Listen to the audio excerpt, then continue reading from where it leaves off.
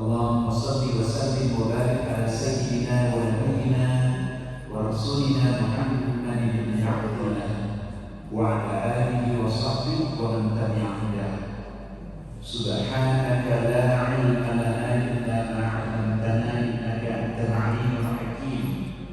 Allahumma anfa'na bima 'allamtana wa'allimna ma yanfa'una wa zidna 'ilman nafi'a. Walhamdulillahi 'ala kulli hal wa na'udzu billahi min halil al-kitab. Amin. Amma ba'd. Bapak Ibu kaum muslimin jamaah Masjid Ar-Rahman rahimakumullah. Alhamdulillah, segala puji milik Allah Subhanahu wa taala atas nikmat yang paling agung, paling tidak nikmat yang terbesar itu ada tiga. Satu adalah beriman kepada Allah. Kedua adalah nikmat sehat. Dan yang ketiga adalah kesempatan. Berbagai macam nikmat yang diberikan oleh Allah kepada kita, kalau imannya itu hilang, maka sungguh kita telah merugi serugi-ruginya. Kata Allah Subhanahu wa taala mengingatkan, innal ladzina kafaru min ahli kitab wal musyrikin fi nari jahannam khalidin fiha ulaika hum syarrul bariyah. Orang kafir yang tidak beriman kepada Allah, orang musyrik yang baik dari golongan ahli kitab, itu semua adalah kekal di dalam neraka, dan mereka itu syarrul bariyah, makhluk yang paling buruk di mata Allah. Innal ladzina amanu wa 'amilus shalihati ulaika khairul bariyah. Di mata Allah, makhluk yang terbaik itu beriman dan beramal saleh. Oleh karena itu kita bersyukur sekali, sekalipun kita tidak melihat Rasulullah, tidak melihat mukjizat Rasulullah, kita beriman sehingga Rasulullah tuba 3 kali. Amat baik, amat baik, amat baik. Bagi orang yang tidak melihatku, liman lam yarani wa amanani. Amat baik, sangat amat baik. Bagi orang yang tidak pernah melihatku, tapi dia beriman kepadaku. Mudah-mudahan itu adalah kita semua. Apakah hari ini Bapak Ibu bahagia? Alhamdulillah bahagia. Tampak dari mana? Dari wajahnya. Kalau tidak bahagia, misalnya benar tidak ada, ya, tapi bisa dapat melaksanakan sholat berjamaah di masjid ini, itu adalah merupakan kebahagiaan, ya, kebahagiaan. Nah, bahagia itu di dunia ini relatif. Kebahagiaan di dunia ini relatif. Tetapi untuk mewujudkan kebahagiaan itu antara lain sarananya, Rasulullah mengingatkan kita 14 tahun yang lalu. Ya, arba'un min sa'adatil mar'i. Ada 4 perkara yang mendukung, yang menjadi sarana kebahagiaan seseorang.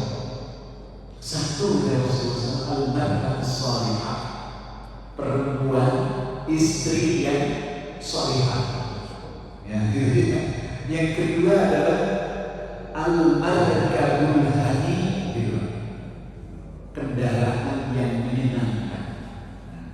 Yang ketiga adalah ad-darul wasi, rumah yang luas. Kemudian yang keempat,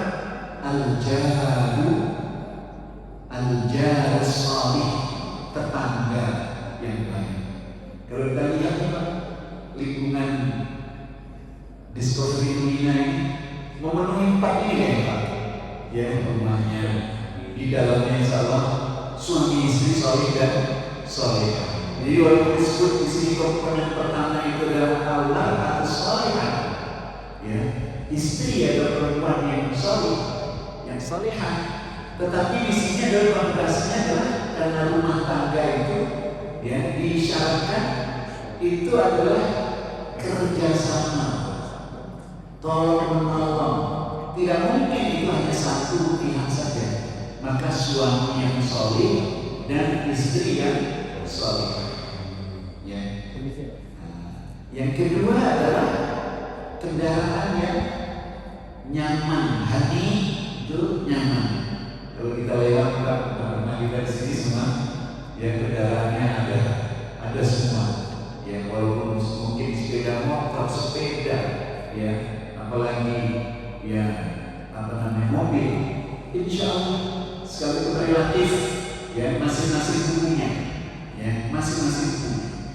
Kemudian yang ketiga adalah rumah yang luas, ya ini juga relatif, tapi paling tidak ya terpenuhinya namanya rumah itu al-maskan, ya al-maskan atau ad-dar atau al-bait itu tempat berdiam ya untuk menenangkan batin kita, rahim kita, sehingga disebut al-bait itu tempat menginap, ya, bermalam, ya al-bait itu adalah rumah untuk bermalam yang di dalamnya supaya terjaga ketenangan Allah, seperti dalam surah ayat Al-Furqan, ya alladzina yabituna ya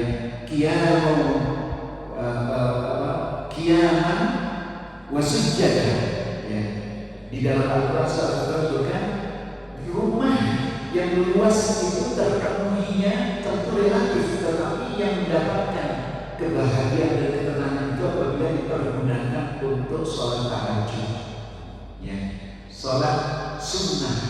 Maka Rasulullah menyebutkan sholat yang terbaik itu, ya sholat yang terbaik itu di masjid, kecuali sholat sunnah. Nah itu maksudnya sholat sunnah supaya di rumah.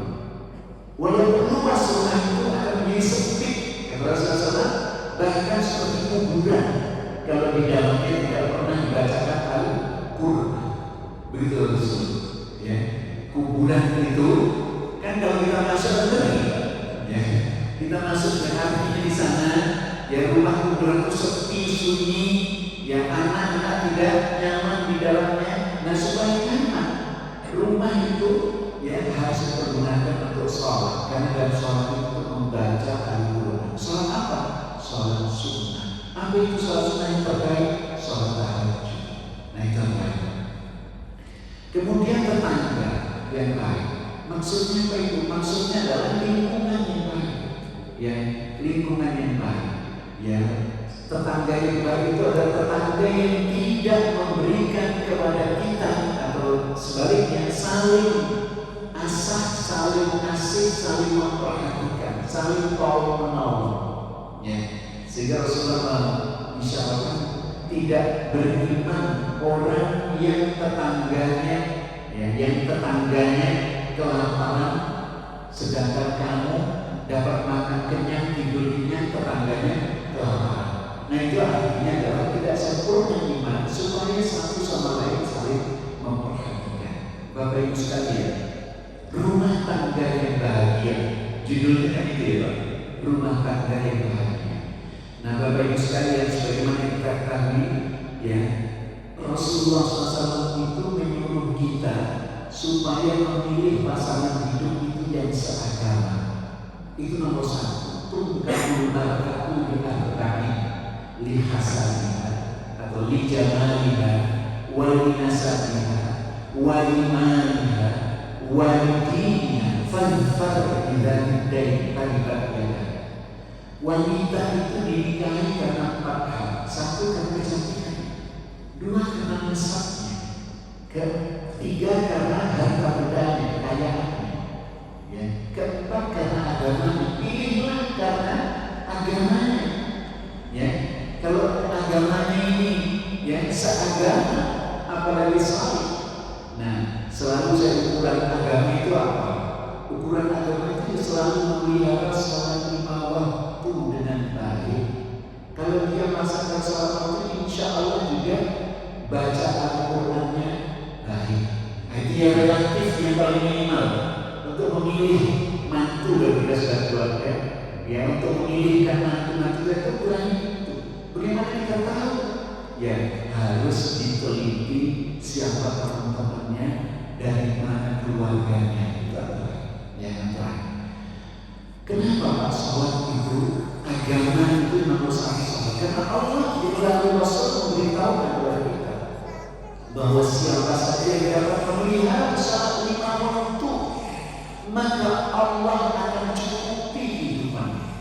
Siapa saja yang dapat memelihara salat 5 waktu, maka salat 5 waktu itu akan menjelma menjadi makhluk, mengadu kepada Allah, memohon kepada Allah supaya Allah memelihara orang tersebut sebagaimana dia memeliharaku, kata salat.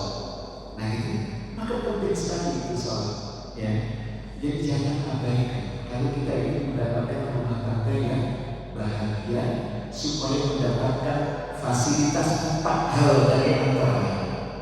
Bapak Ibu sekalian, kalau di dalam Al-Quran, isyarat kebahagiaan itu tampaknya dalam satu yang selalu dibaca kalau di waktu kita mendengarkan tausiah perkataan pernikahan. Wa min ayatihi an khalaqa lakum min anfusikum azwajan litaskunu ilaiha wa ja'ala bainakum mawaddatan wa rahmah inna fi dzalika laayatin liqaumin yatafakkarun. Di antara tanda kekuasaan Allah itu adalah Allah ciptakan untuk dirimu pasangan. Ya, pasangan baik laki-laki maupun perempuan. Kalau perempuan pasangan laki-laki yaitu suami, kalau perempuan suami yang laki-laki pasangannya seorang perempuan yaitu istri. Gak bisa lah, ya sesama jenis itu gak ada di dalam ayat itu. Ya tidak diperkenankan sama sekali, haram. Ya bahkan pelaku dan subjeknya harus dibunuh, Pak.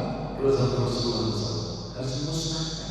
Ya karena itu mendatangkan murka yang paling besar. Kemudian di ayat itu, Pak, supaya kamu tenang, supaya kamu bahagia.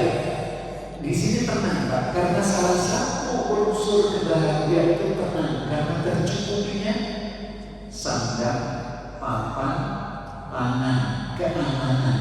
Ya, tapi ini tetap relatif loh, Pak, ya, tetap relatif sesuai dengan kondisi masing-masing. Ya, itu tetap relatif. Ya, kemudian maksudnya bukan sandang, pangan, papan begitu, dan keamanan itu relatif ukurannya. Jangan disamaratakan semua. Bapak kalau melihat dari sini, misalnya kampung saya di daerah dari Hilir, khususnya di Kecamatan Letih, yang Bapak cek itu. Ya, kalau lihat sana, ya jauh dari kebahagiaan, karena ya fasilitas namanya kendaraan itu yang relatif, rata-rata motor sudah motor. Karena apa? Sarana jalan umum itu tidak ada yang bagus kan? Ya, itu relatif. Di sana kalau tadi ya bahagia, ya. Banyak yang mereka ibadah haji, masjidnya ramai, ya madrasahnya ramai, jadi relatif. Oleh karena itu tenang itu adalah salah satu indikasi kebahagiaan. Ya, tenang, tentram itu juga walaupun di tengah-tengah kekurangan, tetapi kok dia tenang. Kenapa kok bisa tenang? Karena sabar. Sabar, ya, sabar itu bisa terwujud, ya. Karena apa? Karena imannya kuat, imannya kepada Allah itu kuat. Karena dia memahami memang hidup ini tempatnya ujian, ujian keimanan. Sekalipun kekurangan harta, tetapi kan tidak boleh nyolong, tidak boleh merampok, tidak boleh melakukan tindakan-tindakan yang dilarang oleh Allah Subhanahu wa Ta'ala. Dapat menahan hawa nafsu. Kemudian dia bersyukur. Orang kekurangan kok bisa bersyukur? Iya, karena dia harus melihat orang yang kualitas hidupnya di bawah, tidak boleh melihat ke atas. Syukur aku bisa jalan kaki. Banyak orang yang lumpuh, tetap dia sabar dengan itu. Jadi nomor satu kan agama, iman kepada Allah. Tadi maka Nabi itu kenapa memilih pasangan hidup itu harus seagama dulu. Yang seagama itu juga pastikan dia memelihara salat 5 waktu dan baca Al-Quran yang baik, ya, teman-teman yang baik. Yang kedua, ya, supaya tenang itu di dalam itu wajah bainakum mawaddatan wa rahmah. Rumah tangga kalau mau tenang, ya, tentram, bahagia, itu mesti mesti kita harus mendapatkan, karena Allah jadikan di antara kita Allah yang menumbuhkan mawaddah. Apa itu mawaddah? Cinta kasih karena fisik. Tapi warahmah cinta kasih non fisiknya.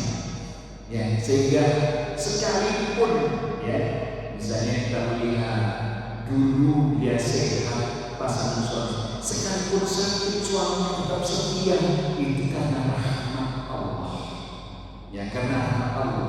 Menurut kita tidak menyenangkan, menurut kita ukurannya tidak tampan, tidak cantik, kok mereka bisa hidup bahagia karena dijadikan di tengah-tengah mereka itu mawaddah oleh Allah, kemudian diberi rahmat oleh Allah. Ingat tadi wajah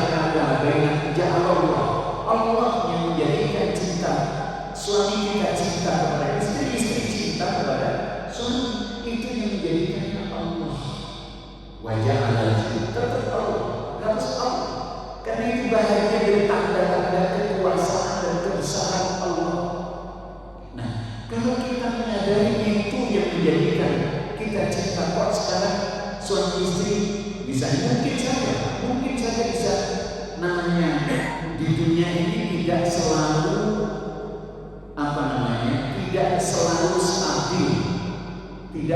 stabil. Ya, bisa pasang surut dengan cinta kasih. Ya, cinta kasih itu bisa pasang surut. Rahmat itu juga bisa pasang surut.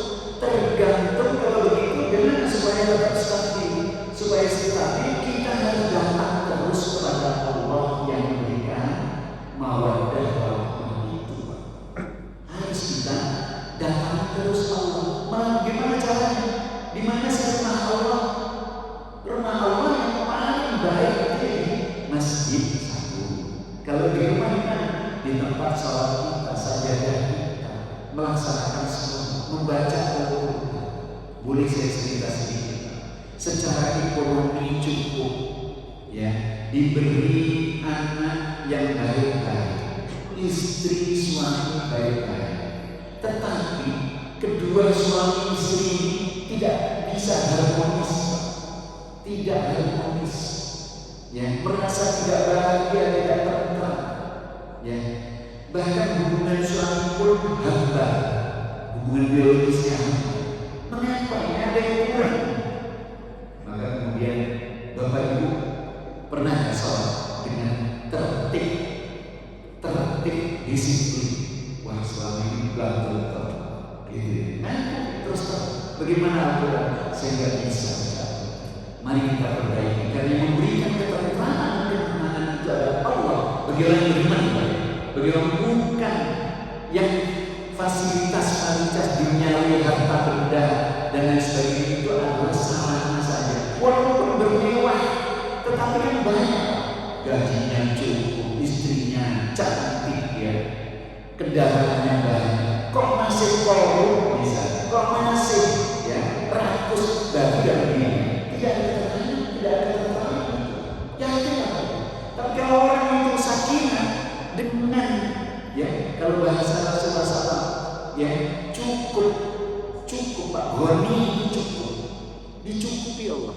Di dalam Al-Quran sebutkan ini, Bapak nanti buka dalam surat Nur, surat 4 ayat 32. Wa ankihul ayama minkum was-salihina min ibadikum wa imanikum iyyakum fuqara yughnihimullahu min fadlihi wallahu wasi'un 'alim.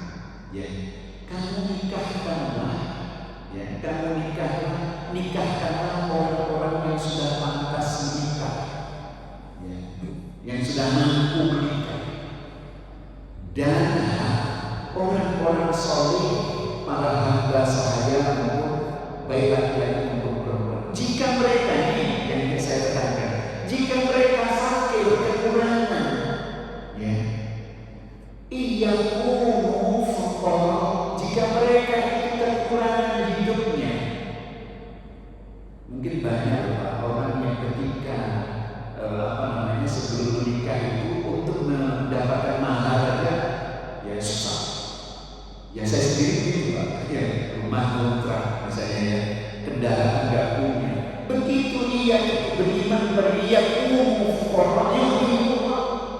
Allah cukupi dia, ya, pekerjaannya diberi, rezekinya, kemudian kesehatan. Rezeki dalam konteksnya apa? Rezeki tidak kesehatan saja, ya, rezeki itu macam-macam, kesehatan, iman, anak yang soleh itu rezeki.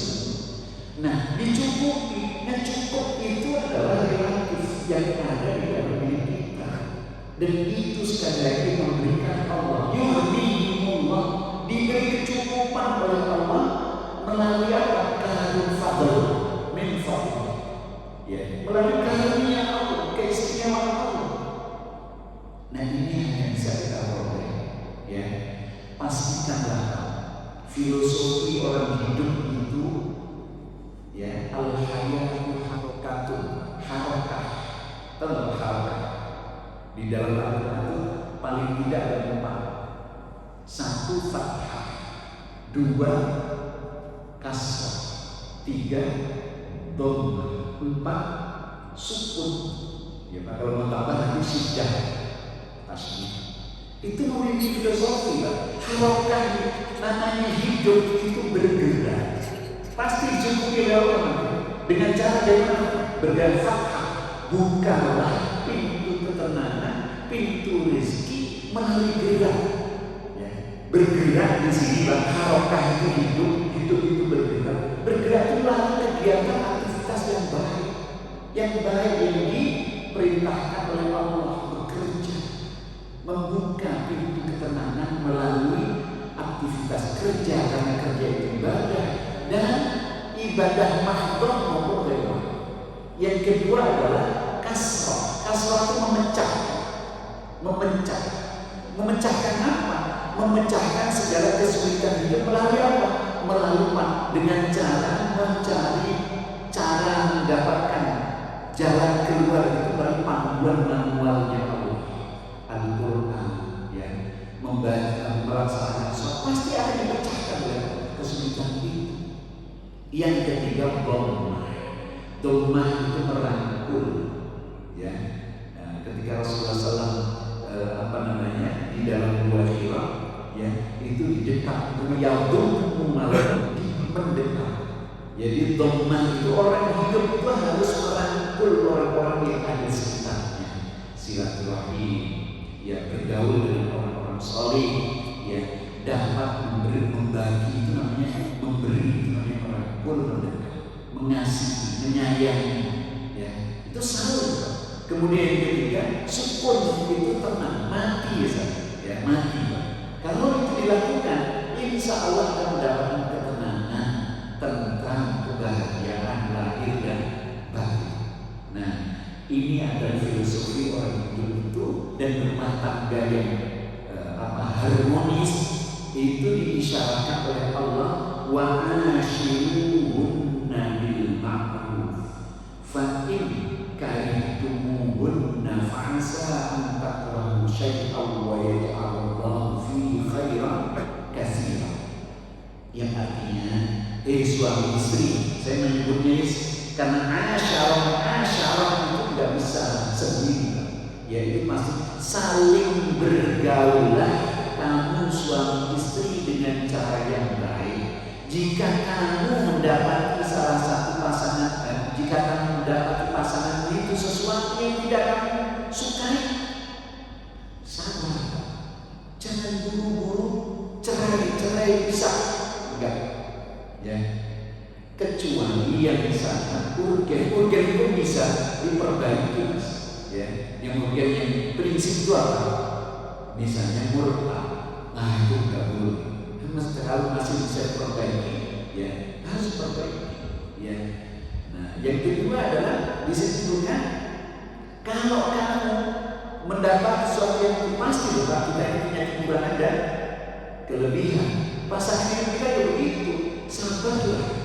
Kenapa? Wa yaj'al fa'asa antakum syai'an wa yaj'al fi khairin katsir. Mungkin kamu tidak suka pada satu sikap, padahal nanti kalau kamu sabar, Allah jadikan di balik kesabaran menerima kekurangannya itu masing-masing, Allah berikan, Allah jadikan kebaikan yang banyak, ya, kebaikan yang banyak.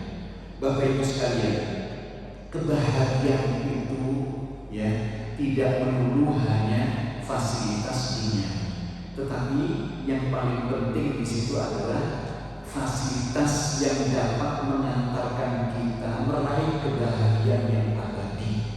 Apa itu kebahagiaan abadi? Kebahagiaan abadi itu masuk surga Firdaus, atau dalam masuk surga fid dunya hasanah wa fil akhirati hasanah wa qina adzabannar. Di dunia bahagia ya, tapi relatif, jangan itu tujuan hidup. Itu harus mengantarkan kita menjadi sarana untuk menjadikan kita bahagia di akhirat, baik di akhiratnya, ya, baik di akhiratnya, ya, dan terpelihara dari api neraka. Kalau kita baca surat Al-Mu'minun, qad aflahal mu'minuna alladzina fi shalatihim khashi'un. Terus ujungnya apa? Alladzina yarithuna al-firdaus hum fiha khalidun. Ya, itu sebenarnya tujuan akhir kebahagiaan itu adalah kebahagiaan yang sementara, kebaikan-kebaikan tadi, istri atau suami yang soleh-solehah, kendaraan yang menyenangkan, rumah yang luas, tetangga yang baik, itu menjadi sarana yang mengantarkan kita untuk patuh kepada Allah, kemudian di akhir hidup kita selamat masuk surga. Itulah kebahagiaan yang hakiki, kebahagiaan yang hakiki. Bapak Ibu sekalian, sebagai orang yang sudah berkeluarga seperti saya, Bapak Ibu, dan yang belum, itu pasti ya ketika ya suami istri itu akan mendapati sesuatu yang tidak menyenangkan. Itu ada filosofinya. Jangan dipakai nila setitik merusak susu sebelah. Di rumah tangga nggak boleh, ya, nggak boleh. Ya, nila setitik merusak susu sebelah tidak boleh. Tapi filosofinya seperti ya, kamu jangan fokus ya pada air lalat yang ada di pipi pasangan itu, jangan fokus itu. Kalau itu saja yang kamu fokus saja, pasti kamu tidak bahagia. Tapi lihatlah keseluruhan dari wajahnya itu, di balik ya titiknya itu Allah nanti akan melahirkan anak yang baik-baik, akan dilahirkan oleh Allah ya. Kemauan kita terus menerus patuh kepada Allah dan seterusnya. Itu kalau kita sabar pada sesuatu yang tidak kita suka.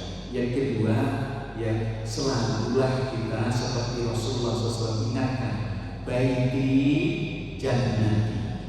Itu sebenarnya ada yang menyebut hadis, ada yang bukan. Tapi intinya adalah rumahku adalah surgaku, pasanganku itu adalah bidadariku atau bidadara ya, yang paling baik yang dipilihkan oleh Allah Subhanahu wa ta'ala supaya dia membahagiakanku. Pastikan suami istri itu dapat meresapi apa makna baiti jannati, rumahku surgamu itu apa. Karena Rasulullah SAW kalau disebut, kalau dilihat fasilitas hidupnya ya gak mewah banget. Wah, Umar saja menangis ketika melihat Rasulullah SAW bangun dari tidurnya, melihat ya punggungnya itu ada cap tikar dari tikar, bukan kasur.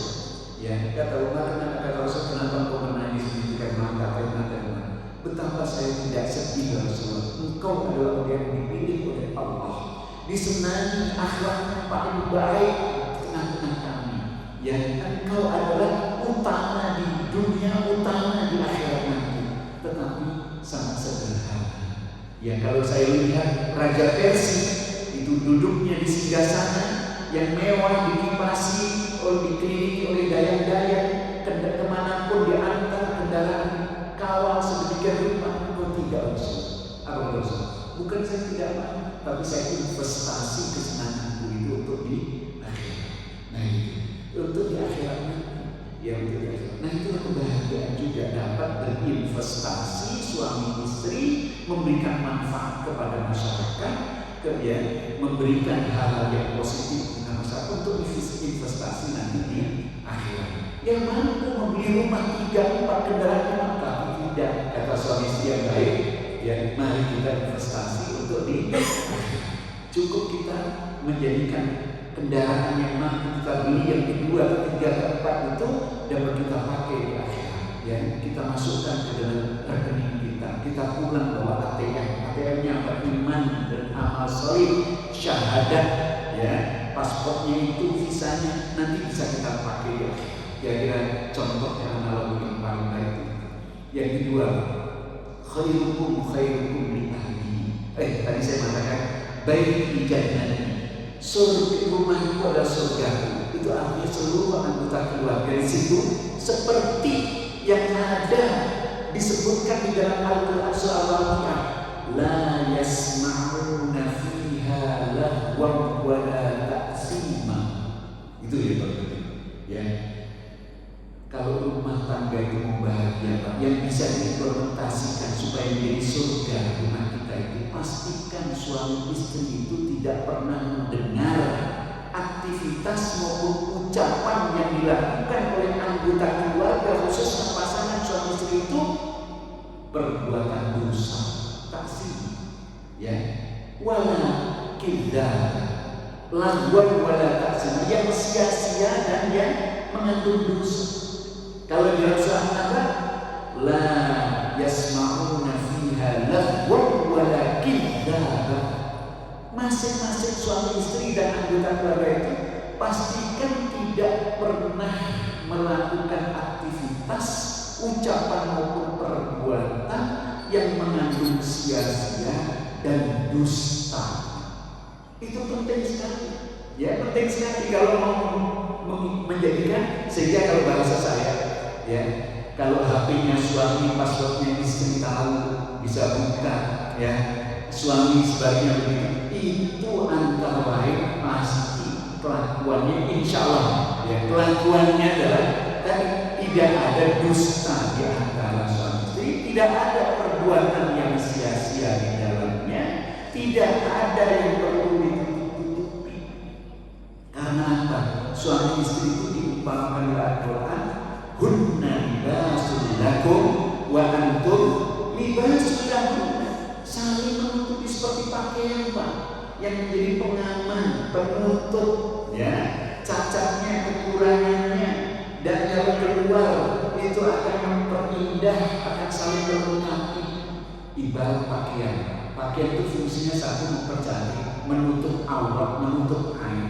Yang ketiga adalah memperindah. Nah, itu adalah Bapak Ibu sekalian, itu hanya bisa diperoleh sekali lagi kalau kita dekat dengan Allah, meraih, ya, karena yang menjadikan itu semua sebagai orang yang beriman itu adalah Allah Subhanahu wa Ta'ala, ya. Seperti kita ini menyadari betul, ya, sadar betul bahwa diri kita ini milik Allah, itu harus sadar, betul kan? Kalau saya selalu tanya kepada Anda, percaya nggak bahwa diri kita ini miliknya Allah? Percaya nggak?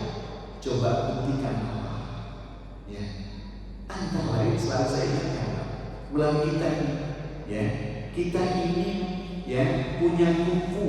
Kalau memang itu kuku milik saya mutlak bisa mengaturnya, tapi tidak bisa. Ya, kalau kulit pipinya adalah mutlak milik kita bisa mengaturnya. Saya katakan, kamu jangan mengkerut atau keriput, ya. Kemudian rambut jangan memutih, bisa nggak mungkin, ya.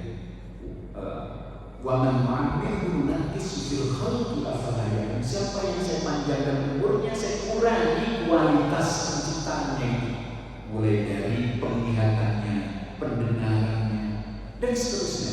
Ini bukti. Bahkan kita mengatakan, saya masih, ya, ingin bermanfaat lagi di dunia, jangan kau campur nyawa, nggak bisa. Inna lillahi wa inna ilaihi raji'un. Oleh karena itu Bapak Ibu sekalian, termasuk pasangan hidup kita yang mempertemukan itu adalah Allah Subhanahu wa Ta'ala. Karena itu harus dijaga, dipelihara amanah Allah itu sesuai dengan tuntunan, ya, manualnya Allah, Al-Quran dan hadis, sunnah-sunnah Rasulullah SAW. Akhirnya, Pak, saya tutup dengan sebuah hadis, khairukum li ahlihi wa ana khairukum li ahli. Ya, wa ana khairukum li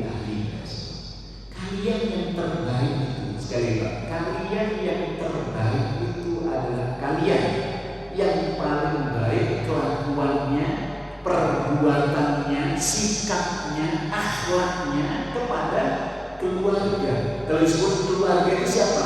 Pertama pasangan suami istri, baru anak-anak, baru kedua orang tua. Paling baik pergaulannya, akhlaknya, implementasinya, agama itu dengan keluarga itu.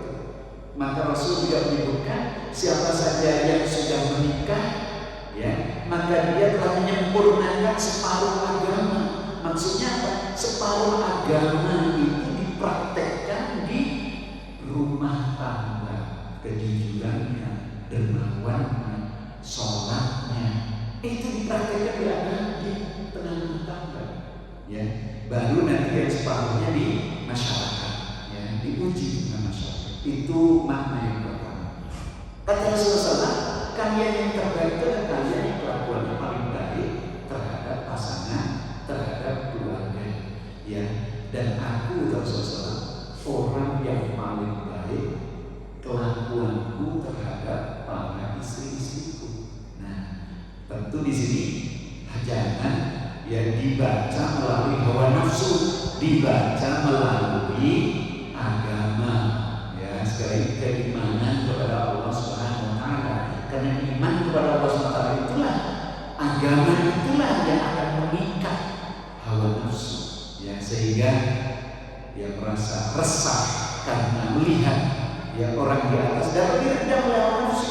Caranya gimana? Kata Rasulullah untuk melihat orang yang alhamdulillah ya suami masih bekerja, ya alhamdulillah yang masih diberi oleh Allah kenikmatan-kenikmatan, walaupun ya itu relatif cukupnya atau banyaknya itu relatif, tetapi semua itu dapat diredam melalui agama. Ikatan kita kepada Allah dan Rasulnya itu menjadikan kita orang-orang yang selalu mensyukuri semua nikmat yang diberikan oleh Allah.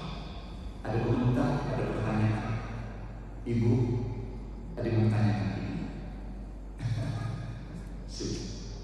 Saya mau bertanya Pak Ustaz. Kemarin teman saya yang cerita sama saya, dia tuh pernah fitnah orang. Fitnah itu kan pasti perbuatan berdosa ya Pak Ustaz ya. Dia fitnah yang mana tidak terbukti gitu loh Pak Ustaz.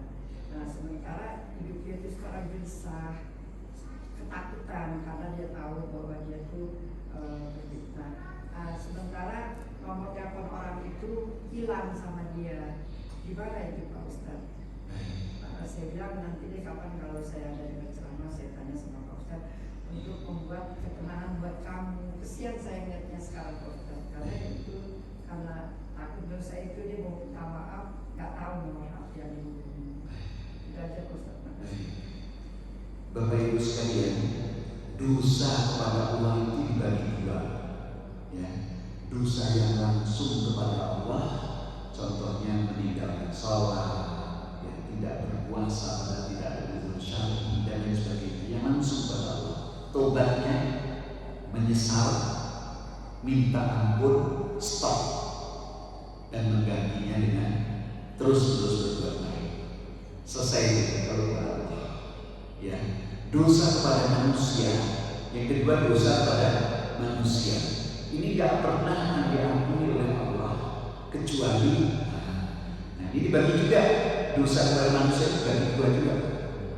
Dosa karena mengambil hak-haknya, harta bendanya, pokoknya hak yang kita ambil dengan cara yang tidak sah, ya, karena memang boleh mengambil dengan cara yang sah, jual beli misalnya kan, atau dihibahkan, ya. Nah itu kalau tidak diminta untuk dihalalkan, oh saya mau menghalalkan HP yang kamu ambil, kalau engkau mengembalikan, ya wajib dikembalikan, ya. Oh saya mau menghalalkan asal kamu terus terang kapan dan di mana diucapkan, saya ngambilnya begini, oh ya udah saya halalkan untuk kamu, udah halal itu, ya. Di sana di akhirat oleh Allah sudah nanti dihapus. Dosa yang kedua ya kepada manusia ini, ya, itu karena menyakiti hati. Fitnah itu tuduhan, ya bahasa kita, menyebarkan gosip, menyebarkan aib orang lain, termasuk Ghibah itu dosa besar, dosa besar. Itu menyakiti hati juga dapat karena mencemooh, merendahkan, menghina, ya, berkata-kata buruk, kasar, ya. Itu yang paling banyak dilakukan oleh siapa?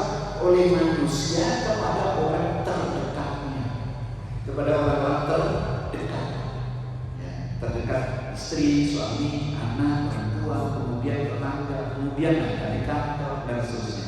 Termasuk fitnah itu kata Rasulullah menyebarkan aib yang tidak dilakukannya bahasa Arabnya buhtan, ya. Sebenarnya fitnah bahasa Indonesia. Nah itu, ya, dia disebarkan dia telah korupsi misalnya di kantor misalnya, padahal tidak dilakukan, itu hanya disebarkan, itu namanya buhtan, ya. Tapi kalau benar-benar dilakukan, boleh nggak menyebarkan? Juga nggak boleh, ya, juga nggak boleh kita menyebarkan, itu namanya ghibah. Nah, ya, ghibah itu sama dengan memakan daging busuknya saudara kita, ya. Itu di dalam Al-Quran, wala yatabaqu ba'da yuhibbu ahadukum ayyakula akhihi itu dosa besar. Nah, bagaimana caranya untuk supaya Allah menghapus ini? Dengan cara meminta maaf. Meminta maaf. Gimana kalau orang tidak memaafkan? Sudah selesai.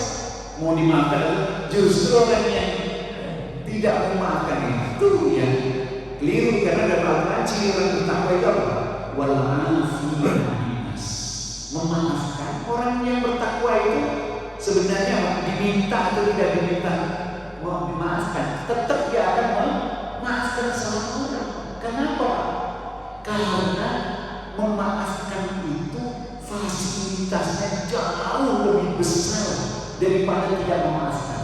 Memang haknya tidak memaafkan nggak boleh. Nanti Pak, misalnya orang yang difitnah itu, ya hidupnya tidak memaafkan. Nanti yang memfitnah itu nggak masuk surga gara-gara memfitnah itu. Nah, kemudian oleh Allah didatangkan, ya, orang yang fitnah dan yang memfitnah, ya, yang memfitnah ketika di dunia tidak mau memaafkan, ya, tidak mau meminta maaf, tidak mau minta maaf. Nanti di akhirat kita diadili, ya diadili. Kemudian mulai coba, kamu mau nggak memaafkan kesalahan orang yang telah memfitnah? Nggak mau, ya Allah. Coba kamu lihat, kalau kamu mau memaafkan Tuhan yang tempat suka kan? Dengan cara begitu, saya lebih suka itu, saya maafkan. Nah gitu. Jadi orang memaafkan, orang yang bertakwa itu kenapa memiliki sifat al-afinas? Karena dia yakin betul bahwa memaafkan itu fasilitas Allah sangat besar dan itu berat memang. Nah, sementara orang yang meminta maaf di dunia ini, kalau nanti di akhirat, ya, ini orang yang tidak memaafkan ini, tetapnya yang ini sudah dilepaskan, sudah dilepaskan oleh Allah, sudah dilepaskan oleh Allah, ya. Oleh karena itu, ini selalu saya ingatkan kepada kita, ya, meminta maaf itu bahagian dari kerendahan hati, ya, kepada Allah, bukan kepada orang yang bukan, kepada Allah, kerendahan hati kepada Allah karena ingin mendapatkan keselamatan di akhirat, di dunia ini, terutama yang mengambil hak atau yang menyakiti hati itu segala minta maaf sebelum dihisab nanti di hari kemudian. Masalah dia tidak memaafkan itu sudah dihapus oleh Allah. Nah, masalahnya. Nah, bagaimana kalau meminta maaf tadi? Tidak ada cara, Pak, artinya nggak ada. Dicari kalau masih memungkinkan, ya, dicari dengan jihad yang dengan sungguh-sungguh rasanya, dengan sungguh-sungguh. Termasuk misalnya dulu waktu mahasiswa makan PP3 yang ngomongnya satu misalnya, ya, itu tidak akan pernah dihapus, Pak, kalau tidak kita minta dihalalkan. Bagaimana caranya? Ya, nah, Ahmad bin Hanbal memberikan contoh. Dulu dia, ya, kayak kita nih Pak, membeli barang di depan rumah, ya, ntar ya saya ambil duit di dalam lagi ngitung duit recehnya. Begitu keluar lagi penjualnya udah gak ada, bicara gak ketemu, lama gak ketemu bicara, dia gak kenal, ya, mungkin orang jauh sekali lagi lewat ya, berjalan. Ya, akhirnya apa? Dia sedekahkan atas nama si penjual itu. Ya, ya Allah, saya mohon maaf. Itu padahal tidak sengaja dari maaf. Saya sedekahkan uang yang harga misalnya 1 juta misalnya ke masjid atau ke fakir miskin dan didoakan semoga Allah mengampuni segala dosa-dosa. Nah demikian juga orang yang memfitnah tadi itu kalau memang sudah sungguh-sungguh mencarinya, ya mendoakan selalu. Kalau bahasa Bapak Imam tadi, Astaghfirullahaladzim li wal walidayya wa liman lahu haqqun alayya. Itu maksudnya. Ya, aku mohon ampun kepada Allah untuk diriku, untuk kedua orang tuaku, untuk saudara-saudaraku, dan kepada orang yang pernah saya ambil haknya sampai hari ini aku belum penuhi, baik yang sengaja maupun yang tidak sengaja. Itu rahasia. Waliman dan hakul alim. Ya, itu antara. Selalu itu nasihat para ulama. Ya, kalau memang sudah sungguh-sungguh, ya selalulah di dalam berdoa dia sertakan mohon ampun kepada Allah untuk orang yang berfitnah. Wallahu a'lam bishawab. Komentar ada tambahan Ustaz? Baik, Abu Rimah. Assalamualaikum warahmatullahi wabarakatuh. Waalaikumsalam. Saya kaitan dengan utang bingung kan. Seorang punya utang, kemudian yang punya utang itu meninggal dunia. Yang punya hutang Meninggal dunia. Ya. Nah kemudian kan sudah meninggal dunia. Nah sekarang orang yang memberikan utang itu dengan memberikan keikhlasan kepada orang itu bagaimana? Yang kedua, kita punya utang seseorang, kemudian mau bayar, seorang itu tidak mau bayar. Terima kasih seharusnya dengan uang. Contoh kita memiliki 10.000 rupiah, kemudian kita membayar uang itu. Yang bersangkutan tidak mau bayar, udah salaman saja, udah saya ikhlaskan. Itu bagaimana? Terima kasih. Assalamualaikum warahmatullahi wabarakatuh. Waalaikumsalam. Satu ayat di dalam surah Al-Baqarah, ya ayyuhalladzina amanu idza tadayantum bidainin faktubuh. Ya, idza tadayantum bidainin faktubuh, itu di dalam surah Al-Baqarah ayat 283. Itu satu halaman full. Satu halaman full, gak ada loh satu ayat itu yang sebanyak itu. Coba cari surah Al-Baqarah ayat 283. Ini sebelum saya jawab ya. Jadi wahai orang-orang yang beriman, apabila kamu bertransaksi, ya saya fokus aja ya, hutang piutang, baik besar maupun kecil, baik besar maupun kecil, baik kecil apalagi besar, harus dicatat, ya, harus dicatat, catat, harus ada saksinya. Catatan ini untuk menjadi saksi. Kenapa sih Pak? Kadang-kadang orang kecil aja masa nggak percaya sih? Ya, itu gunanya apa Pak? Ini mohon maaf, kita umur ini kan nggak tahu. Begitu saya kasih, ya saya pinjemin, ya bawa aja tuh saya pinjemin, nanti bayarnya kapan? Besok. Begitu dia melangkah, 2 langkah, 3 langkah, tabrak, meninggal. Itu masih hutang, masih hutang. Nah, tapi kalau ada catatan di sana, nanti ya si pemilik toko itu bisa klaim kepada keluarganya. Satu, itu rahasia sebenarnya Pak. Jangan sekali-kali walaupun kecil nggak mau, seolah-olah nggak percaya begitu. Kalau saya mati ini jadi saksi. Nah sebenarnya itu Pak. Kalau kamu mati ini jadi saksi, saya bisa nanti kepada keluarga. Sebenarnya itu yang diinginkan oleh Allah. Kemudian Rasulullah itu pernah bersabda ini, kullu mu'minin mu'allaqatun bid-dain, kullu nafsin. Setiap jiwa orang mukmin itu tergantung hutangnya. Kalau dilunasi hutangnya itu, maka Allah akan memberikan kebaikan-kebaikannya. Begitu meninggal, hak-hak kebaikan itu segera dipenuhi oleh Allah. Tapi kalau belum dibayarkan hutangnya, hak-hak kebaikan itu ditangguhkan. Karena itulah Rasulullah SAW itu tidak mau beliau mensolatkan orang yang meninggal, sahabat yang meninggal punya hutang, sampai ada orang yang menjamin Rasulullah, saya akan lunasi hutang itu. Dan Rasulullah jadi mau. Setelah mensolatkan, besok ketemu lagi kepada si penjamin, kamu kemarin menjamin hutang saya sudah membayar belum? Saking pentingnya melunasi hutang itu untuk apa? Tadi supaya hak kebaikan yang akan diperoleh oleh orang tersebut itu segera diberikan oleh Allah Subhanahu wa Ta'ala. Nah, oleh karena itu wajib dicatat.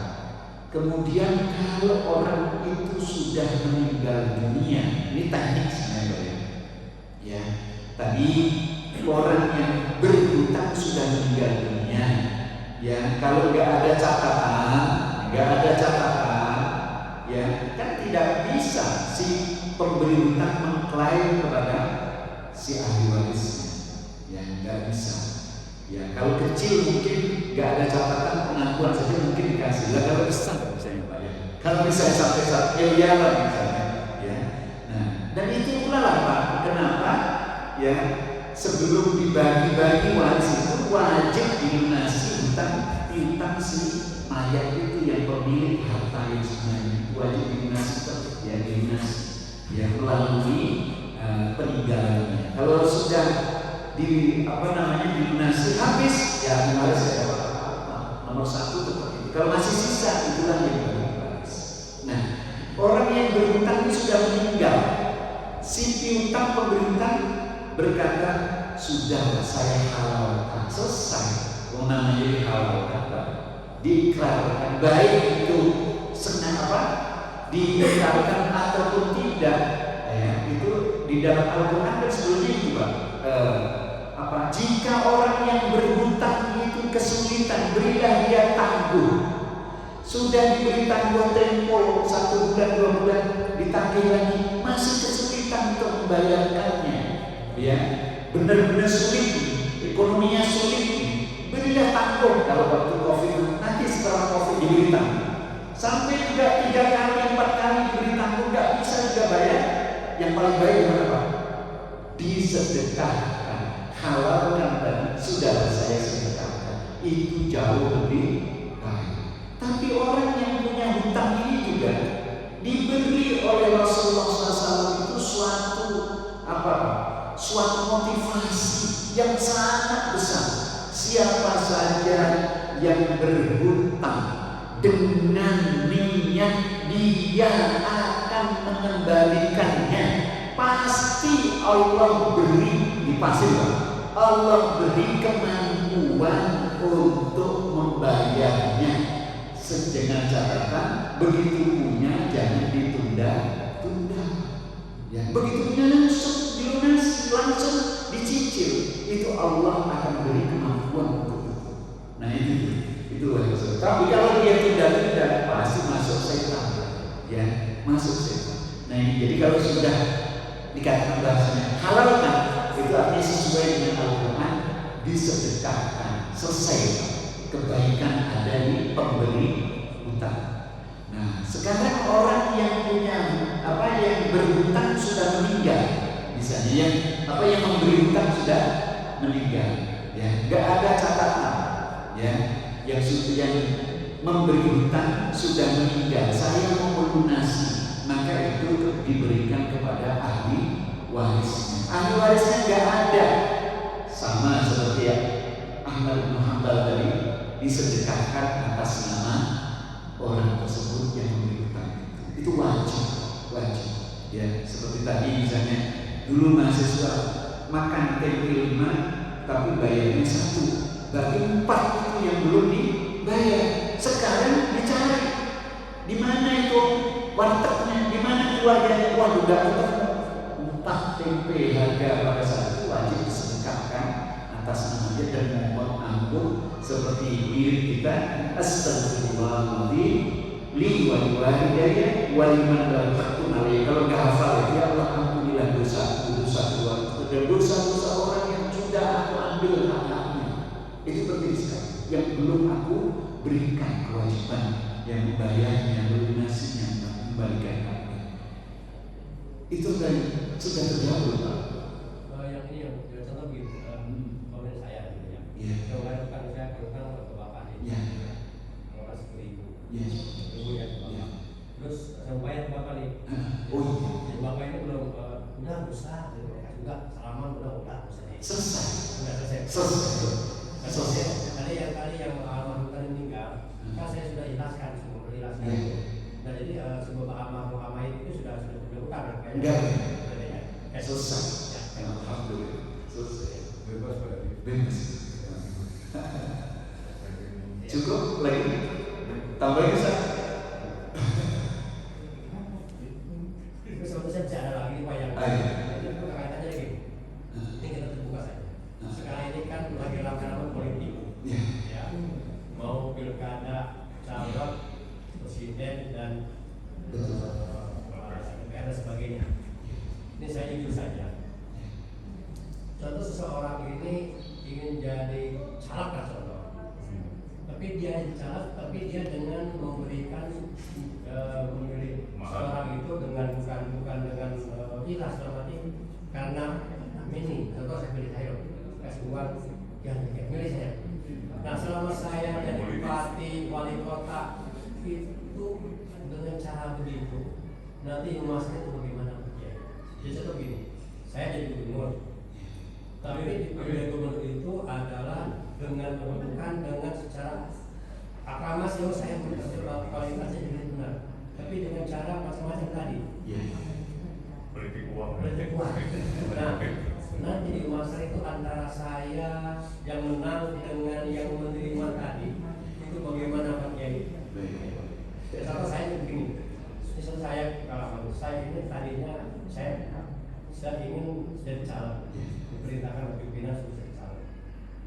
Saya putuskan setelah saya istirahat dan istiqomah, saya tinggalkan caleg itu, saya istiqomah saja. Saya takut tadi saya di akhirat antara saya kalau dimilih saya dengan real dengan aklamasi tadi masalah, tapi kalau dengan tadi syarat-syarat tadi saya takut.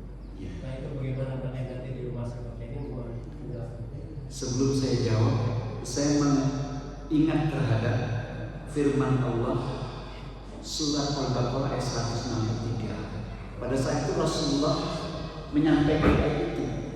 A'udzubillahi minasyaitonir rajim. Ya ayyuhan nas kulu mimma fil ardi halalan thayyiban wa la tattabi'u khutuwatis syaitan innahu lakum aduwwun mubin. Coba dicek di 163 surat Al-Baqarah. Ketika Rasul menyampaikan itu artinya apa? Wahai manusia, kalian makanlah sebahagian rezekimu itu dengan cara halal yang baik. Kalian jangan mengikuti langkah-langkah setan. Sesungguhnya setan itu musuhnya kalian. Pada saat menyampaikan itu, namanya Sa'ad bin Abi Waqqas, salah seorang sahabat itu kalau dibaca dalam tafsir Mukatsir akan ketemu itu Pak. Ya riwayat itu. Ya Sa'ad bin Abi Waqqas akan tanya, wahai Rasulullah, berdoalah kepada Allah. Engkau berdoalah kepada Allah agar doa-doaku dikabulkan, ibadahku dikabulkan, doaku dikabulkan oleh Allah. Rasulullah diam.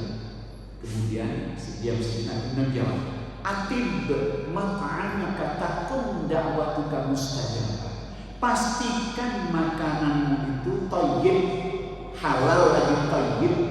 Niscaya doa-doamu dan doa itu termasuk inti ibadah. Ibadah juga. Ibadah itu pasti diterima oleh Allah. Doamu diterima oleh Allah. Dikuatkan lagi dengan hadis lain banyak. Ya ada wanita, ada beberapa orang yang kusut masa yang berdoa ya Rabb, ya Rabb, ya Rabb. Kata Rasulullah doa mereka itu walaupun seberkata ya sekian tahun tidak akan diterima oleh Allah. Karena apa? Pakaian yang dipakainya haram, makanan yang namanya haram. Itu ya Pak. Sehingga Rasulullah SAW bersabda dalam hadis yang lain, sungguh seseorang yang masukkan satu suap makanan yang haram ke dalam mulutnya, itu selama 40 hari tidak diterima doa dan ibadahnya oleh Allah. Bayangkan itu. Ya, satu suap. Makanya itu yang dikenal nanti orang yang bangkrut itu, yang bawa ganjaran haji, puasa, sholat, semuanya dibawa. Tapi untuk menutupi kesalahan, terutama mengangkat makan hak orang lain, yang diharapkan itu. Ya, kalau bahasa kita ya koruptor lah gitu ya. Nah, kalau kalau satu suap saja 40 hari Pak. Nah, kalau 10 suap sudah 1 tahun kan Pak. Nggak diterima ibadah, kan bangkrut benar. Nggak diterima. Ya, kalau bahasa kita ini Pak. Ini analogi kenapa kok keras sekali Allah. Saya teringat sebuah analogi. Pak, Bapak kalau punya mantu, ya. Setiap ulang tahun, setiap datang ke rumah, bawa ya hadiah, bawa oleh-oleh. Setiap Bapak pergi luar dibawa oleh-oleh, senang nggak Pak mantu? Punya mantu itu senang nggak Pak? Senang ya Pak ya? Saya juga senang gitu punya mantu. Tapi suatu ketika Bapak datang ke rumahnya, kelakuan si mantu itu kepada istrinya sangat buruk. Datang lagi dia bawa hadiah mercy pun kira-kira Bapak terima? Enggak kan Pak? Ini analog Pak. Analog. Allah itu menerima sholat, puasa, asal kelakuan kita kepada sesama manusia jangan sampai mengambil haknya. Ya Pak. Itu senang sekali Allah dengan puasa kita terima. Tapi begitu tahu, di kantor miliknya orang lain kamu ambil, enggak, kamu datang sholat enggak saya terima. Begitu tidak analognya seperti itu makanya besar sekali. Ya, nah kembali pada sahabat, ya, namanya money politik itu kalau di dalam bahasa agama rasuah, suap. Halal haram. Yang memberi maupun yang menerima hukumnya gimana Pak? Dilaknat oleh Allah, anallahu rasya wal murtasya. Jelas sekali Pak. Yang menyuap, kamu pilih aku, itu dilaknat oleh Allah. Yang menerima, oke deh, itu juga dilaknat oleh Allah karena ada itu bisa terjadi. Pak? Karena ada pemberi dan penerima. Sedangkan kalau ditolak semua, nggak ada itu Pak. Jadi sebenarnya makanya pemimpin itu adalah cermin dari masyarakatnya. Gitu Pak, cermin dari masyarakatnya. Kalau masyarakatnya mau menerima suap, ya pemimpinnya bukan pemberi suap, bukan. Begitu Pak. Ya. Dan itu gimana? Namanya dilaknat oleh Allah. Kalau mendapatkan kedudukannya kedudukan apa ini? Jabatannya jabatan apa? Ya haram. Tapi terus diperoleh, ya Allah alhamdulillah. Ya. Gak bisa ngomong saya. Kalau kita makan dari sumber yang diharapkan, karena satu suap aja seperti itu. Makanya mohon maaf ya, itu sedekah itu kan diterima oleh Allah kalau ikhlas karena Allah. Kan dia bersedekah. Siapa yang bilang sedekah? Kalau orang bersedekah itu ikhlas, tandanya ikhlas itu apa? Baik ketika dia sebelum menjadi calon maupun mau menyalonkan, tetap dia nanti jadi atau tidak tetap memberi. Itu namanya sedekahnya adalah sedekah ikhlas. Tapi kalau dia baru mau nyalon dan memberi, pasti itu tidak ikhlas. Ada pamrihnya berupa supaya milih. Itu enggak diterima oleh Allah. Sedekah itu enggak diterima. Pamrih itu rugi dunia dan akhirat. Nauzubillah min dzalik. Mungkin cukup ya. Jelas sekali. Baik. Boleh Pak.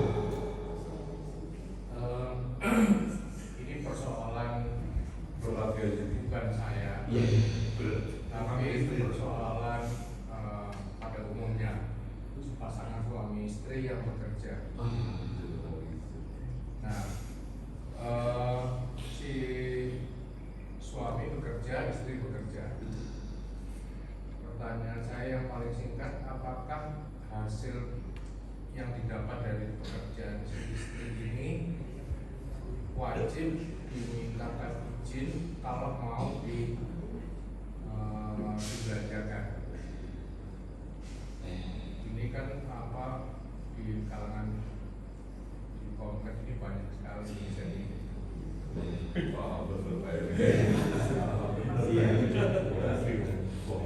jadi karena kan ada pepatah bilang kalau suami itu adalah uang istri, sementara suami istri ada istri sendiri. Nah suaminya merasa keberatan. Iya. Baik Pak. Jadi kuncinya begini. Kalau kita baca ayat Al-Quran, ya, memang yang menjadi pemimpin itu ar-rijalu qawwamuna apa Pak? Al-Quran itu di dalam surah Al-Quran surah An-Nisa ya, ar-rijalu qawwamuna 'alan nisa. Ya. Ar-rijal itu diartikan para laki-laki itu adalah pemimpin bagi para perempuan. Kalau diartikan lebih spesifik, suami-suami itu adalah pemimpin bagi istri-istri. Ya. Karena apa? Karena dia diberi karunia kelebihan satu tingkat. Apa itu? Dia wajib memberi mahar, wajib memberi nafkah. Ya, wajib memberi mahar ketika menikah, ada maharnya, memberikan nafkahnya berupa sandang, pangan, papan yang cukup sesuai dengan kemampuannya itu. Dan pada saat ayat itu turun, ya 15 abad yang lalu, itu kondisi masyarakat perempuan itu seperti apa? Perempuan itu pada umumnya adalah ya belum bekerja, lemah, pendidikannya lemah, akses keluarga lemah. Tapi walaupun begitu, ketika Islam datang, diangkat Rasulullah boleh keluar, ya, boleh ke masjid, boleh bekerja, ya, itu dibenarkan oleh Rasulullah SAW, ya, dibenarkan. Nah, itu yang pertama. Terus yang kedua, kenapa suami itu harus memberi nafkah? Ya, kenapa? Karena dia sudah rela, ya, sudah rela memberikan kepadamu bantuan untuk menenangkan pikiran hubungan biologis. Walaupun itu sebenarnya ya suka tidak suka, ya kan begitu, ya. Kalau laki-laki kan waktu senang saja bisa memasukkan timba ke dalam. Ya kalau di dalam sumur kan kita mau ngambil air timba kapan saja kan bisa, ya. Baik, ya. Dalam keadaan sumur itu senang dan tidak senang kita ambil tak bisa. Itu perumpamaan maksud saya pada suami istri. Artinya istri yang baik itu pokoknya ya dengan mahar yang sudah diberikan, dengan nafkah yang diberikan, sebaiknya adalah menyenangkan istri, menyenangkan suami. Tapi apakah kemudian suami juga harus menyenangkan istri? Wajib menyenangkan istrinya juga, wajib menyenangkan. Ya, disyaratkan oleh firman Allah, nisa'ukum harsul lakum. Gitu kan? Istri-istri kamu itu adalah ladang bagi kamu, harus diolah dengan baik, ya, supaya sama-sama menyenangkan. Ya, hunna libasul lakum wa antum libasul lakum. Itu berarti suami istri itu harus kerja sama, tolong menolong, saling perhatian. Bahkan di dalam Al-Quran ya tidak boleh menyakiti hati masing-masing. Nggak boleh Pak, baik sikap maupun perbuatan. Kalau itu menyakiti itu dosa, harus minta maaf. Nah itu hak-haknya harus dipenuhi. Itu prinsip utama. Jadi yang diberi kewajiban oleh Allah untuk mencukupi kehidupan keluarga itu siapa? Suami. Betul ya? Suami. Nah kalau istri diberi oleh Allah siapa saja yang istri-istri yang meninggal dunia, suaminya senang ridho meninggal itu karena apa? Karena kebaikannya loh, bukan ridho karena keburukannya. Kalau meninggal saya kemudian mau ya ganti lagi, bukan begitu. Saya senang kalau meninggal karena bisa ganti, anggap itu. Maksudnya ridho kepada istri yang meninggal karena ya kebaikannya pada waktu ya menjadi istrinya, ya itu dia masuk surga tanpa hisab, begitu ya. begitu. Nah, oleh karena itu suatu istri yang baik tentu kalau tadi kewajiban itu adalah di tangan suami, kemudian istri bekerja, itu sebenarnya membantu suami. Betul kan? Membantu suami itu sebenarnya ingin mendapatkan kesenangan suami. Ya, sebenarnya begitu kan? Ya, sebenarnya begitu. Ya, itu ingin mendapatkan kesenangan, keridhaan, kerelaan suami. Terus kalau dapat uang, nah, dapat uang kemana? Dapat uang ya kalau ingin menyenangkan, tentunya ya berbagi sama-sama. Itu kalau saling mau menyenangkan ya. Suami juga berbagi, istri juga berbagi, namanya juga ya pakaian saling melengkapi tadi. Itu prinsipnya sebenarnya. Cuman kalau di secara hukum fikih, secara hukum fikih bagaimana? Secara hukum fikih adalah milik suami ya wajib memberikan nafkah kepada istri yang ma'ruf. Ya, tidak semuanya itu menjadi milik hak. Misalnya ya suami punya uang 1 juta umpamanya, punya uang 1 juta, bawa pulang, nafkah 1 hari berapa umumnya masalah? Ya misalnya 300.000 misalnya sehari, itu haknya istri.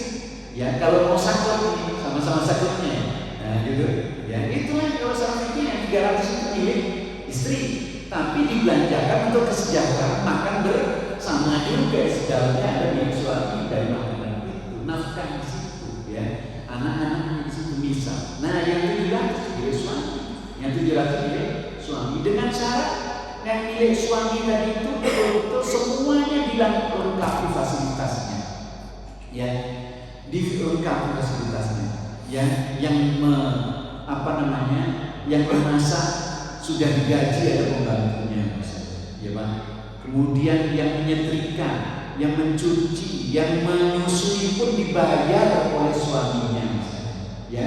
Maka situ harta yang diperoleh oleh suami mutlak milik suaminya.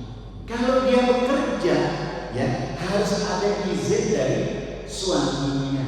Kalau dia bekerja setelah diizinkan dapat uang siapa itu? Milik istrinya. Nah itu ya. Tapi dengan catatan tadi semuanya sudah dilengkapi oleh suaminya, dan dia keluar itu adalah atas izin suami.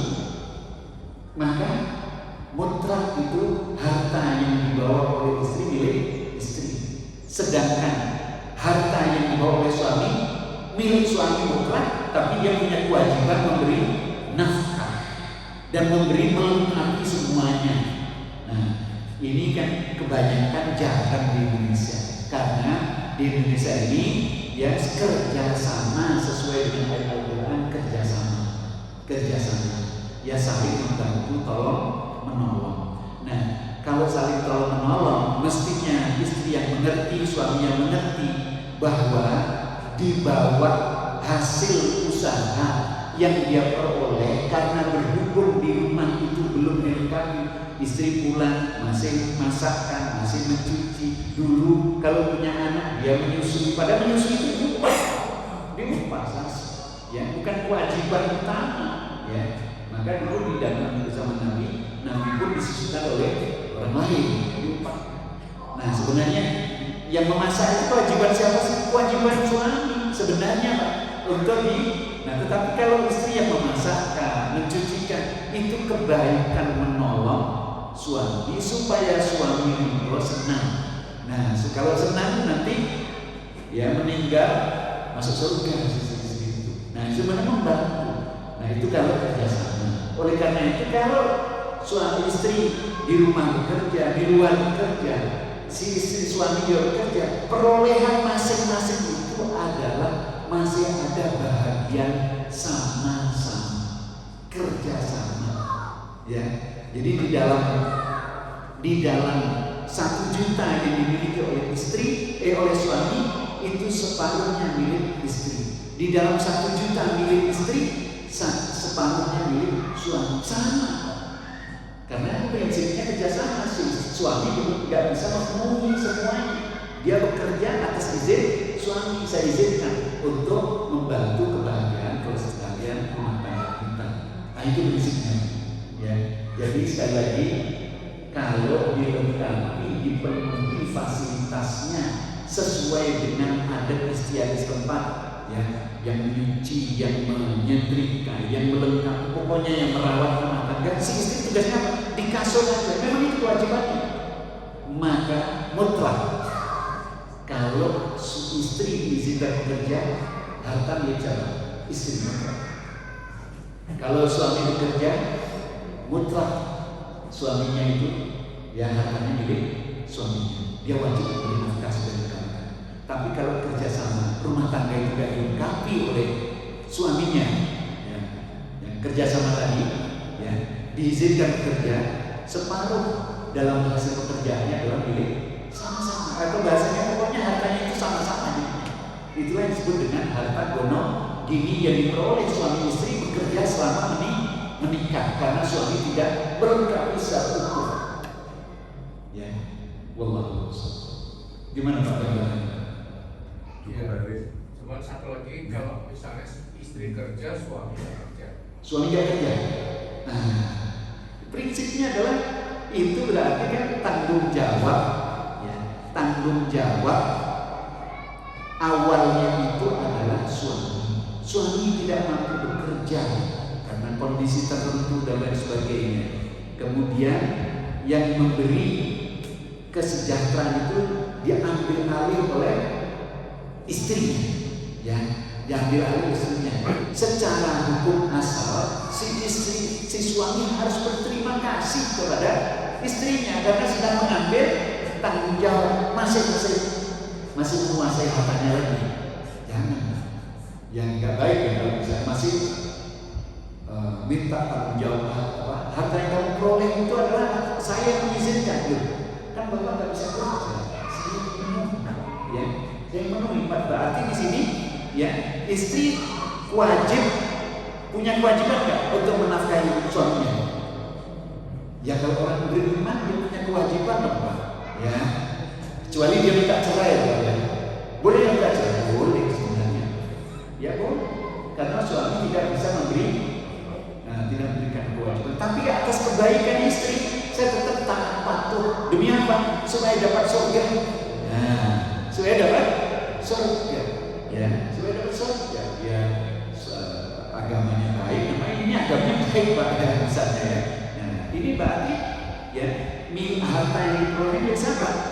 Ya kalau dia semua yang mencukupi ya milik dia Pak, milik dia, ya milik dia 100% milik dia, ya karena yang punya kewajiban siapa dari awalnya prinsipnya suami. Dia bekerja itu kebaikan dia, ambil tanggung jawab, memperoleh harta benda, ya itu adalah milik dia sepenuhnya. Ya. Terus yang ngurusin rumah tangga, ya prinsip awalnya yang mengurus anak, mendidik anak, mengurus rumah, itu kan sebenarnya prinsip awalnya yang punya kewajiban adalah suaminya. Nah, sekarang dia baik itu, ya, mengambil hak, mengambil kewajiban itu, ya. Nah, itu antara lain kewajiban suami istri. Berbeda ya Pak? Berbeda itu. Kalau dia menjadi pemimpin dalam hal kebalikan memberi nafkah, maka harta yang diperoleh ya sepenuhnya itu milik istrinya Pak, kalau dia kerja, ya karena mengambil tanggung jawab yang suaminya nggak punya. Hukum asalnya itu adalah dia yang punya tanggung jawab, ya mestinya dia yang mengurusi, ya malah sekarang yang mengurusi siapa? Nah, istrinya. Dia bekerja itu atas kebaikannya, nggak minta cerai, syukur. Bahasanya gitu, ya. Sebenarnya kalau suami nggak mau baik, jangan menggantungkan, karena saya nggak bisa memberikan kewajiban kepadamu. Saya berilah dulu supaya saya nanti di akhirat tidak dimintai tanggung jawab. Kalau kamu sudah tidak suka dengan saya, lebih baik ya apa kamu bisa Pak, boleh, karena merasa, karena kalau ya nanti istrinya tidak rela itu di akhirat minta tanggung jawab. Pak, dia menjadi suami saya tapi tidak memberi kewajiban, tapi nggak mau juga menceraikan karena itu dosa besar. Ya, dosa besar.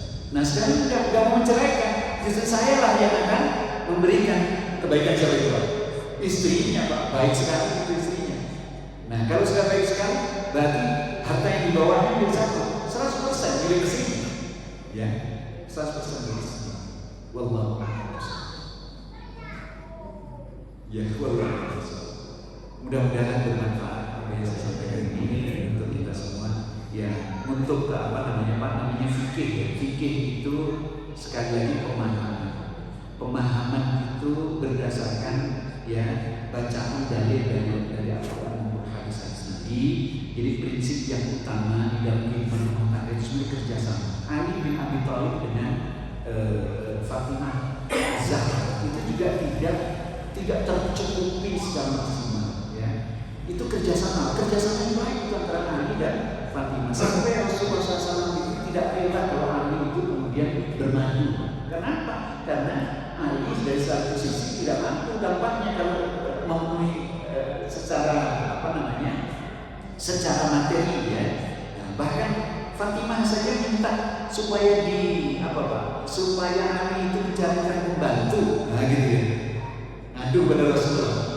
Rasulullah bilang apa? Janganlah, kebaikanmu di situ, ibadahmu di situ menyenangkan suamimu dengan cara menumbuk gandum ya. Itu setiap mau masak nunggu dulu Bang. Kalau kita pagi harus nunggu dulu ya.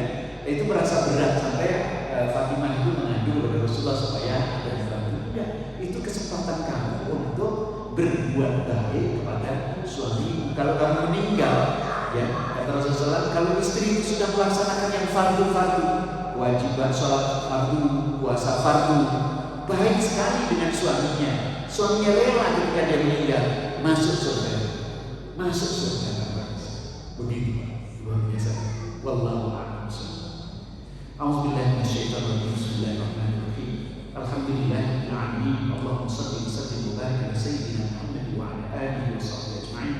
Subhanakallahumma wa bihamdika nashhadu an la ilaha illa anta nastaghfiruka wa natubu ilaik wa liwalidayna warhamhum kama rabbawna shighara. Allahumma ighfir lana wa liwalidina warhamhum kama rabbawna shighara wa lil mu'minina wal mu'minati yawma yaqumul hisab. وتب علينا إنك أنت التواب الرحيم. ربنا هب لنا من أزواجنا وذرياتنا قرة أعين واجعلنا للمتقين إماما. اللهم أنت ربنا فارزقنا الاستقامة. اللهم ارزقنا خشيتك في الغيب والشهادة. اللهم إنا نعوذ بك من علم لا ينفع وقلب لا يخشع ومن نفس لا تشبع ومن دعوة لا يستجاب لها. ربنا آتنا في الدنيا حسنة وفي الآخرة حسنة وقنا عذاب النار. وصلى الله على نبينا محمد وعلى آله وصحبه وسلم. Alhamdulillah rabbil alamin. Lebih kurang mohon maaf.